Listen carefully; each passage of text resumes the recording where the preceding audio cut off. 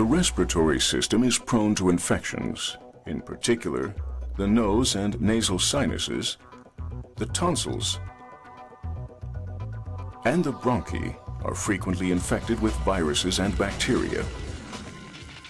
A squadron of several 100,000 viruses is approaching, speed up to 150 kilometers an hour. The target area, the airways of a human.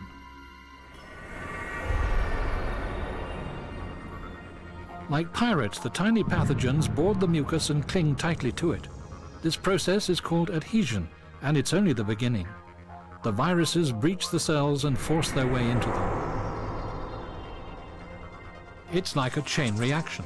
Once inside, the viruses force the cells to exclusively produce new viruses that in turn attack other cells where they multiply explosively.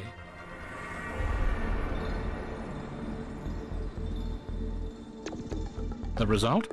The mucous membrane becomes inflamed. The removal of mucus grinds to a halt because the ciliary carpet has obvious gaps. Too many cells have already died. The mucus becomes congested and constricts the airways. One develops a tickle in one's throat. For bacteria that are always to be found in restricted numbers on the mucous membrane, the situation could not be better. Up to now, the body was able to master them. However, now in congested mucus, they get the upper hand, for they find the ideal medium here in which to multiply. Thus, what started as a viral infection develops into a bacterial superinfection. The natural therapeutic agent for infections, EPS 7630, guards against this development and thus prevents the first step to infection. The highly concentrated special extract coats the mucous membrane cells with a protective film, a mirror-like parquet on which the viruses have no hold. Their attack virtually fizzles out already on the surface. The airways become free again. The infection is stemmed. While EPS 7630 protects the mucous membrane with a film, it's also active after an infection has subsided or when an infection becomes chronic. It reduces the infiltration of new viruses and bacteria, forestalls recurrences and prevents infections from becoming chronic.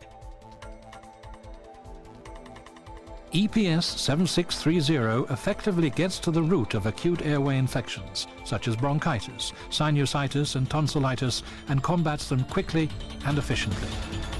In 1897, the British officer Major Charles Henry Stevens traveled from England to South Africa in the hope that the change in climate would bring him relief from his severe pulmonary tuberculosis. For 4 months, he was given a remedy of boiled pelargonium root by a Zulu medicine man. The precise identity of this remedy could not be established until 1972, when pharmacognostic investigations were performed. The Zulu medicine man's root decoction originated from Pelargonium sidoides, a plant unique to South Africa. The roots of the purple flowering pelargonium bush provided the extract for this effective medicine. First, the roots are chopped and finely ground in a mill. An extract is prepared from the finely ground crude drug by means of a special process using an alcohol-water mixture. The extract is then filtered, purified, and filled into tanks. Some of the phenylpropane and flavin derivatives have antibacterial properties. However, the antibacterial action of Kaloba on staphylococci and streptococci is not due to one substance group alone, but is the joint effect of many completely different constituents. It inhibits bacterial reproduction, increases defense against viral infections, loosens viscous mucus, and Kaloba has no known side effects. In patients with chronic bronchitis, it has been shown that the medicine can clearly prevent a new infection and can thus improve the patient's quality of life. The extract has also been shown to be effective and very well tolerated in children with tonsillopharyngitis and inflammation of the bronchi. Results of placebo-controlled studies show that the medicine can quickly cure the sore throat and can effectively prevent recurrence, which is of great importance for children. The immune system of children is of a special nature. It is only completely developed by the age of 10.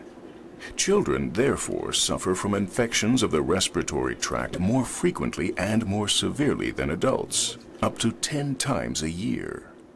Many mothers have told me that if they use the medicine at the first sign of a cough or cold in autumn, their children suffer from fewer and much less severe infections over the whole winter period. This would, in fact, imply a prophylactic effect. Right treatment at the right time, an effective and well-tolerated medicine for all members of the family in their fight against infections.